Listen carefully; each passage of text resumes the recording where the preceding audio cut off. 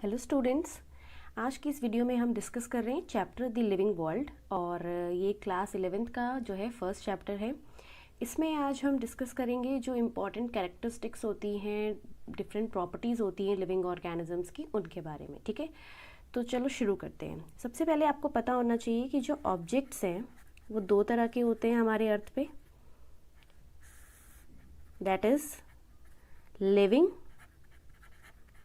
And non living. दो तरह के ऑब्जेक्ट्स हैं, लिविंग हो गए और दूसरे हो गए नॉन लिविंग। ठीक है, अब हम यहाँ पे डिस्कस करेंगे कि जो लिविंग ऑर्गेनिजम्स हैं उनके कौन कौन से क्राइटेरियाज हैं जो डिसाइड करते हैं कि ये पर्टिकुलर ऑर्गेनिज्म लिविंग है। ठीक है, तो next is criterias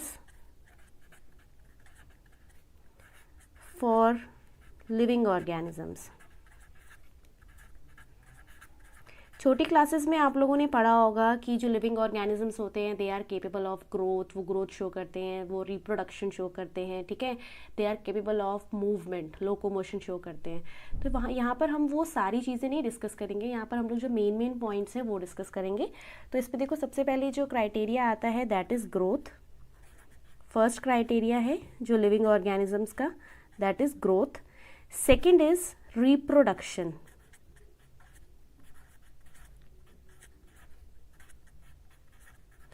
third criteria is metabolism. जैसे हम लोग छोटी क्लासेस में पढ़ते थे कि मेटाबॉलिज्म हम नहीं पढ़ते थे, वहाँ पे बेसिकली हम पढ़ते थे कि जो लिविंग ऑर्गेनिजम्स हैं वो रेस्पिरेशन शो करते हैं, वो एक्सक्रीशन शो करते हैं, वो डाइजेशन शो करते हैं। ठीक है, तो उन सब चीज़ों को हमने किस में समराइज कर दिया है यहाँ पर, मेटाबॉलिज्म के अंदर। हम अलग अलग उनको स्टडी यहाँ पे नहीं करेंगे। Next criteria is cellular organisation.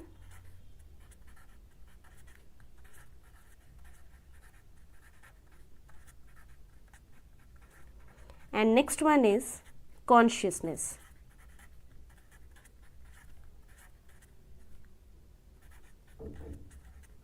तो बेसिकली यहाँ पे मैंने आपको जो क्राइटेरिया बताया है लिविंग ऑर्गेनिज्म का, उस पर मैंने आपको 5 क्राइटेरियाज बताए हैं। अब देखो, यहाँ पे जो मेन चीज़ है जो 11th में पूछी जाती है नीट में, वो ये पूछी जाती है कि कौन सी डिफाइनिंग प्रॉपर्टी होती है लिविंग ऑर्गेनिज्म की और कौन सी नॉन डिफाइनिंग प्रॉपर्टी है। ठीक है, तो यहाँ पे अब हमारे पास है टोटल 5।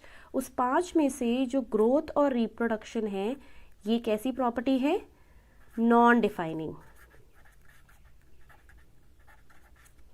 और जो metabolism, cellular organisation and consciousness है ये होती हैं defining property of living organisms.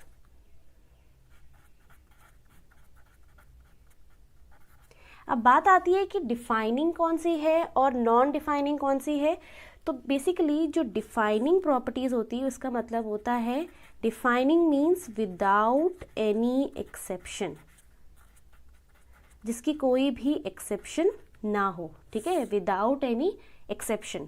तो जो ग्रोथ है, रिप्रोडक्शन है, ये डिफाइनिंग क्यों नहीं है, बिकॉज कुछ ऐसे ऑर्गेनिजम्स हैं, जब हम आगे डिटेल में पढ़ेंगे ग्रोथ और रिप्रोडक्शन को तो आपको पता चलेगा कि ग्रोथ और रिप्रोडक्शन जो है इनके कुछ एक्सेप्शंस होते हैं। But metabolism, cellular organisation and consciousness जो है इनके कोई एक्सेप्शंस नहीं है। तो नीट में अगर कभी भी पूछा जाता है कि what are the defining property of living organisms, तो आपको याद रखना है कि जो 5 आपको मैंने प्रॉपर्टीज बताई हैं इसमें से डिफाइनिंग कितनी है, metabolism, cellular organisation and consciousness. जो ग्रोथ और रिप्रोडक्शन है वो कैसे हैं, नॉन डिफाइनिंग या फिर not a defining property of living organisms. ठीक है, अब इसमें हम सबसे पहले शुरू करेंगे ग्रोथ से।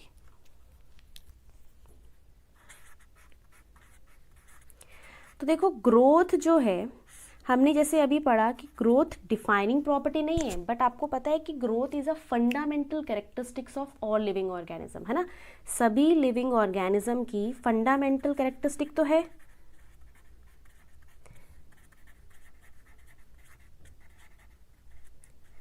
ठीक है, it is a fundamental characteristic of all living organism. याद रखना है आपको, फंडामेंटल कैरेक्टरिस्टिक और डिफाइनिंग में फ़र्क होता है। ठीक है, नेक्स्ट, ग्रोथ को हम कैसे डिफाइन करते हैं, growth is a irreversible change.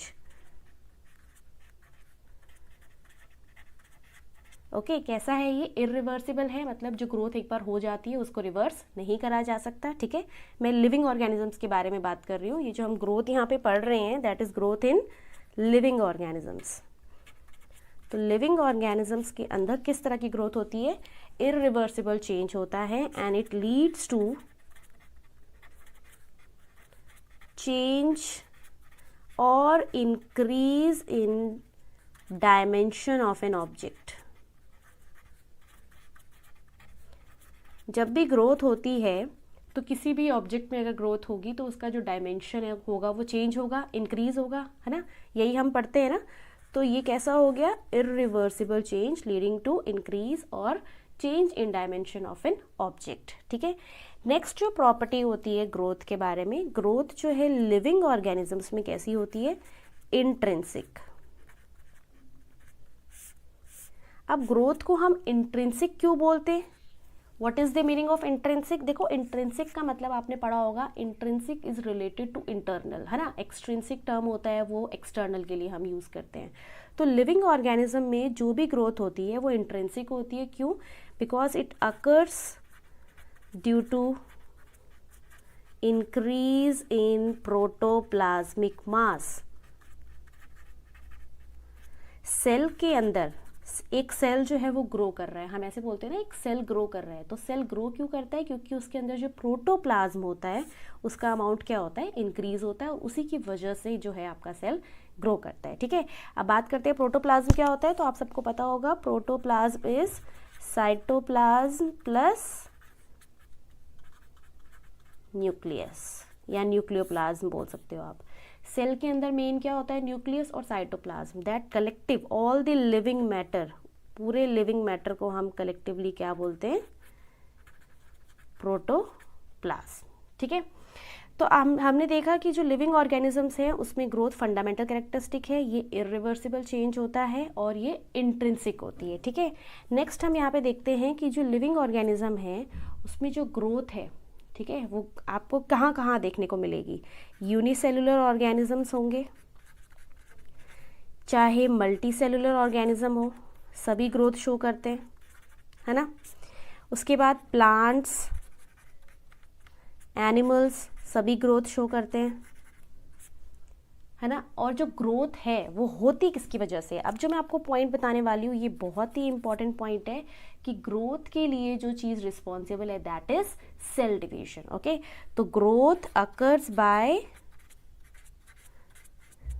Cell division, ये आपको याद रखना है। This is very very important question. अगर आपसे पूछा जाएगा कि ग्रोथ अकर्स बाय, तो आपको बताना है growth occurs by cell division. ठीक है, अब हम आगे देखते हैं कि जो यूनिसेलुलर है और मल्टी सेलुलर ऑर्गेनिजम्स हैं उसमें ग्रोथ के पैटर्न्स कैसे होते हैं। सो यूनिसेलुलर ऑर्गेनिज्म, जैसे मैंने आपको बताया, यूनिसेलुलर ऑर्गेनिज्म हो चाहे मल्टी सेलुलर ऑर्गेनिज्म हो, ग्रोथ दोनों में हो रही है। बट फर्क ये होता है कि जो यूनिसेलुलर ऑर्गेनिजम्स होते हैं, यूनि मीन्स सिंगल, ये मैंने आपको पहले भी बताया हुआ है, और सेलुलर मीन्स सेल। सेम जो मल्टी सेलुलर में मल्टी का मतलब होता है मैनी और सेलुलर का मतलब होता है सेल्स। ठीक है, तो यूनिसेलुलर ऑर्गेनिजम्स में जैसे बैक्टीरिया आ जाएंगे और मल्टी सेलुलर ऑर्गेनिजम्स में आपके पास आ जाते हैं प्लांट, एनिमल्स, फंजाई एट्सेट्रा। ठीक है, तो जो ग्रोथ पैटर्न है वो यूनी और मल्टी सेलुलर में थोड़ा सा डिफरेंट होता है। यूनिसेलुलर ऑर्गेनिज्म में जो ग्रोथ एंड रिप्रोडक्शन है वो दोनों के दोनों कैसे होते हैं? Mutually inclusive events. Growth and reproduction are mutually inclusive events होते हैं। म्यूचुअली इंक्लूसिव इवेंट्स का मतलब क्या है? देखो, जो जैसे कि एक यूनिसेलुलर ऑर्गेनिज्म ले लेते हैं अमीबा। ठीक है, अमीबा के अंदर जो है ग्रोथ होती है, ग्रोथ होगी तो उसका प्रोटोप्लाज्म बढ़ेगा, है ना। ग्रोथ हुई, क्या बढ़ा? प्रोटोप्लाज्म। प्रोटोप्लाज्म बढ़ेगा तो अमीबा की साइज क्या होगी? इंक्रीज होगी, साइज इंक्रीज हुई अमीबा की, और फाइनली अमीबा क्या कर जाएगा? डिवाइड कर जाएगा। ठीक है, क्या बना देगा? 2 डॉटर सेल्स। तो देखो यहाँ पे यूनिसेलुलर ऑर्गेनिज्म के अंदर जो अमीबा है उसमें ग्रोथ हुई और साथ में उसने डिवीजन भी कर लिया। इसका मतलब उसमें क्या हुआ? रिप्रोडक्शन भी हुआ। तो ग्रोथ और रिप्रोडक्शन दोनों क्या है, सेम इवेंट है, मतलब ग्रोथ की वजह से ही यहाँ पे क्या हो रहा है, रिप्रोडक्शन हो रहा है, आप ऐसे बोल सकते हो, या फिर आप ये बोल सकते हो कि ग्रोथ और रिप्रोडक्शन जो है साथ साथ चलते हैं यूनिसेलुलर ऑर्गेनिजम्स में। जबकि मल्टी सेलुलर ऑर्गेनिज्म में ऐसा नहीं होता। मल्टी सेलुलर ऑर्गेनिजम्स के अंदर जो ग्रोथ है एंड रिप्रोडक्शन ये दोनों ही अलग अलग तरीके से होते हैं, ये आपको बहुत क्लियरली पता है ना। तो इसीलिए हम इनको क्या बोल देते हैं, ये कैसे इवेंट्स हैं, म्यूचुअली, जैसे ये इंक्लूसिव था तो ये क्या हो जाएगा, एक्सक्लूसिव इवेंट्स, राइट। ये आप सबको पता ही है कि जो मल्टी सेलुलर ऑर्गेनिजम्स होंगे उसमें ग्रोथ अलग तरीके से होती है। आप अपने ह्यूमंस में या एनिमल्स में आप इसको कंपेयर कर सकते हो कि ग्रोथ हमारे में अलग तरीके से होती है, बट जब रिप्रोडक्शन होता है तो रिप्रोडक्शन के टाइम पे सेक्स ऑर्गन्स बनते हैं, है ना, उसके बाद गैमीट्स बनते हैं, फिर गैमीट्स फ्यूज़ करते हैं, उसके बाद रिप्रोडक्शन आपका ये फर्टिलाइजेशन होती है, ठीक है। तो दोनों ही चीज़ें यहाँ पर क्या हैं, अलग तरीके से होती है, जबकि यूनिसेलुलर में ये कैसे होते हैं, म्यूचुअली इंक्लूसिव इवेंट्स होते हैं। तो आपको याद रखना है ये दोनों ही टर्म बहुत ज़्यादा इम्पॉर्टेंट है, ये नीट के एग्ज़ाम में पूछे जाते हैं कि मल्टी सेलुलर में कैसी होती है ग्रोथ एंड रिप्रोडक्शन और यूनिसेलुलर में किस तरह से होता है, ठीक है। अब हम देखते हैं कि जो प्लांट है और जो एनिमल्स है, जैसे हमने नेक्स्ट पॉइंट बताया था ना कि प्लांट्स और एनिमल्स के अंदर भी ग्रोथ होती है, दोनों ही ग्रोथ शो करते हैं, बट इनमें फ़र्क क्या होता है, प्लांट्स की ग्रोथ में क्या फ़र्क होता है, एनिमल्स की ग्रोथ में क्या फ़र्क होता है, ठीक है। तो जो प्लांट्स की ग्रोथ होती है, मैं उसकी कैरेक्टरिस्टिक्स आपको बता रही हूँ। प्लांट्स में जो ग्रोथ होती है सबसे पहले आपको याद रखना है वो किस तरह की है, लोकलाइज्ड, ठीक है। जबकि एनिमल्स में जो ग्रोथ होती है वो कैसी होती है, डिफ्यूज्ड। अब लोकलाइज्ड और डिफ्यूज्ड का क्या मतलब होता है, लोकलाइज्ड का मतलब है एट स्पेशलाइज्ड लोकेशंस, की जो ग्रोथ होगी वो पूरे के पूरे प्लांट में नहीं होगी, वो स्पेसिफिक लोकेशंस में ही होगी, एंड उन लोकेशंस को हम लोग क्या बोलते हैं, मेरिस्टम्स। आपने सबने पढ़ा होगा मेरिस्टम्स, ठीक है। दो तरह के मेरिस्टम होते हैं हमारे पास, shoot apical meristem, root apical meristem, SAM RAM आपने सुना होगा। इसके अलावा भी मेरिस्टम्स होते हैं, लेटरल मेरिस्टम होता है, इंटरकैलरी मेरिस्टम होता है, ठीक है। तो जो प्लांट्स में ग्रोथ होगी, ग्रोथ का जो पैटर्न होगा वो किस तरह का होगा, मैं यहाँ पे आपको लिख देती हूँ, हम क्या चीज़ डिस्कस कर रहे हैं, pattern of growth in plants and animal, ठीक है। तो प्लांट्स में पहली चीज़ हो गई लोकलाइज्ड है, और एनिमल्स में डिफ्यूज्ड है। डिफ्यूज्ड का मतलब क्या होता है, थ्रू आउट द बॉडी होगी, पूरी बॉडी में होगी, है ना। हमारी जो बॉडी है उसमें ग्रोथ सिर्फ स्पेसिफिक लोकेशंस पे नहीं होती है, एनिमल्स में पूरी बॉडी में ग्रोथ होती है ना, बट प्लांट्स में ऐसा नहीं होता। प्लांट्स में सिर्फ स्पेसिफिक लोकेशंस पर ही होती है, और उन स्पेसिफिक लोकेशंस को हम बोलते हैं मेरिस्टम्स, ठीक है। उसके बाद सेकेंड है कि प्लांट्स में जो ग्रोथ होती है वो होती है इनडेफिनेट, ठीक है, और एनिमल्स में जो ग्रोथ होती है दैट इज डेफिनेट। अब बात करते हैं इनडेफिनेट क्या है और डेफिनेट क्या है। तो इनडेफिनेट का मतलब होता है थ्रू आउट दी लाइफ, चलती जाएगी, थ्रू आउट दी लाइफ जो ग्रोथ है वो होती रहती है। बट डेफिनेट का मतलब होता है, और मतलब up to a particular time या up to a particular limit, एक लिमिट तक ही ग्रोथ होगी, उसके बाद आगे ग्रोथ नहीं होती है, ठीक है। तो जैसे मैंने आपको बताया कि प्लांट्स के अंदर, देखना मैं ये जो पॉइंट आपको बता रही हूँ ये बहुत ही ज़्यादा इंपॉर्टेंट है यहाँ पे, कि प्लांट्स के अंदर जो ग्रोथ है एक तो वो स्पेसिफिक लोकेशंस पर होगी जिनको हम मेरिस्टम्स बोलते हैं, और इन्हीं मेरिस्टम्स की वजह से जो ग्रोथ है वो इनडेफिनेट होती है, वो through out the life plant की ग्रोथ होती रहती है। बट फिर भी हम देखते हैं कि प्लांट एक पर्टिकुलर हाइट पे जाने के बाद क्या होता है, उसकी ग्रोथ रुक जाती है। देखते हैं ना हम, अगर उसके पास मेरिस्टम्स हैं, वो इनडेफिनेट ग्रो कर सकता है, तो फिर भी वो एक पर्टिकुलर हाइट के बाद जाकर, सपोज करो 100 मीटर हो गया, 50 मीटर हो गया, उसके बाद जाकर उसकी ग्रोथ जो है वो रुक रही है। क्यों रुक रही है वो, क्या उसके मेरिस्टम्स काम नहीं कर रहे हैं, ठीक है। तो इसमें ऐसा नहीं होता है, जो ग्रोथ है वैसे तो प्लांट्स में ग्रोथ इनडेफिनेट है, थ्रू आउट दी लाइफ होगी, बट आफ्टर ए लिमिट वो रुक जाती है, और वो रुकने के लिए उसके लिए रिस्पॉन्सिबल होते हैं due to inefficiency of vascular tissues. Vascular tissues आपको पता है प्लांट्स के अंदर जाइलम एंड फ्लोएम होते हैं वैस्कुलर टिश्यू। इनकी एफिशिएंसी कम हो जाती है। जाइलम का काम होता है रूट्स में से वाटर को ऊपर पहुंचाना और फ्लोएम का काम होता है पूरे प्लांट में फूड का ट्रांसपोर्ट करना। तो इनएफिशिएंसी ऑफ वेस्कुलर टिश्यू की वजह से जो ग्रोथ है वो एक पर्टिकुलर हाइट पे रुक गई है। अदरवाइज अगर उसकी जाइलम और फ्लोएम बहुत एफिशिएंट होती तो वो और ज़्यादा ग्रो कर सकता था, ठीक है। बट एनिमल्स में ऐसा नहीं होता है। एनिमल्स में एक तो डिफ्यूज्ड है, पूरे बॉडी में ग्रोथ होगी, स्पेसिफिक लोकेशंस पे नहीं होगी, और दूसरी चीज़ ये एक पर्टिकुलर लिमिट तक होती है, उसके बाद फर्दर ग्रोथ नहीं होती है, ठीक है। तो यहाँ पे हमने बेसिकली क्या डिस्कस किया, यूनिसेलुलर और मल्टीसेलुलर में क्या पैटर्न होता है और प्लांट्स और एनिमल में क्या पैटर्न होता है, ठीक है। अब हम बोलते हैं कि हमने जैसे स्टार्टिंग में पढ़ा था कि growth is not a defining property. अब ग्रोथ डिफाइनिंग प्रॉपर्टी क्यों नहीं है, हम उसी चीज़ को यहाँ पे देखेंगे, ठीक है। So growth is not a defining property of living organisms because कुछ ऐसे नॉन लिविंग ऑब्जेक्ट्स भी होते हैं जो ग्रोथ शो करते हैं, ठीक है। Because there are certain non living objects that show growth। तो वो कौन कौन से हैं? फॉर एग्जाम्पल जैसे कि फर्स्ट हो गया स्नो माउंटेन। स्नो माउंटेन में जैसे ही माउंटेन पे स्नो गिरती है तो जो माउंटेन है वो क्या हो जाता है, उसकी हाइट इंक्रीज हो जाती है ना। सेकंड हो गया सैंड ड्यून्स। सैंड ड्यून्स में सैंड जो है वो एयर के थ्रू, विंड के थ्रू उड़कर आती है और उसकी हाइट जो होती है वो क्या हो जाती है, इंक्रीज हो जाती है, ठीक है।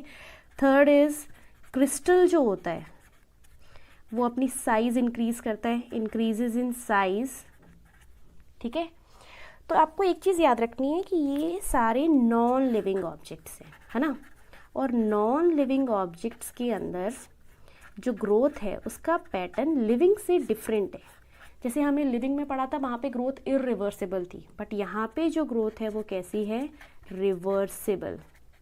इसका मतलब है जैसे स्नो माउंटेन है, जैसे ही स्नो मेल्ट होगी माउंटेन दोबारा से अपने नॉर्मल हाइट पे आ जाएगा, ठीक है। और उसी तरह से जैसे क्रिस्टल की साइज़ इंक्रीज हो रही है तो जैसे ही वो क्रिस्टल की जो साइज़ इंक्रीज हो रही है वो मटेरियल की एक्यूमुलेशन से हो रही है, तो जैसे ही वो मटेरियल हटा दोगे आप तो उसकी साइज़ नॉर्मल आ जाएगी, ठीक है। तो ये हो गया रिवर्सिबल। और दूसरा, जब भी नॉन लिविंग ऑब्जेक्ट्स में ग्रोथ होती है तो ग्रोथ हमेशा कैसे होती है, एक्सट्रिंसिक, इंट्रिंसिक नहीं होगी। एक्सट्रिंसिक का मतलब क्या है, ड्यू टू एक्यूमुलेशन ऑफ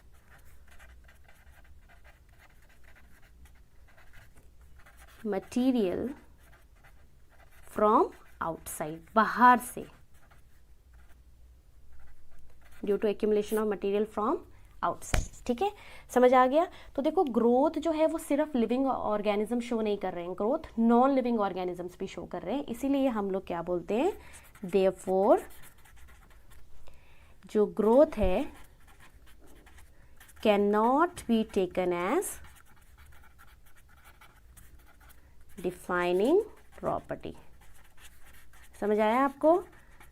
मैंने आपको बताया था डिफाइनिंग प्रॉपर्टी वो होती है जिसकी कोई एक्सेप्शन ना हो, बट आपको एक्सेप्शन यहाँ पे दिख रहे हैं ना कि नॉन लिविंग ऑब्जेक्ट्स भी इसको शो कर रहे हैं, तो इसीलिए जो ग्रोथ है वो एक डिफाइनिंग प्रॉपर्टी लिविंग ऑर्गेनिजम्स की नहीं है, ठीक है।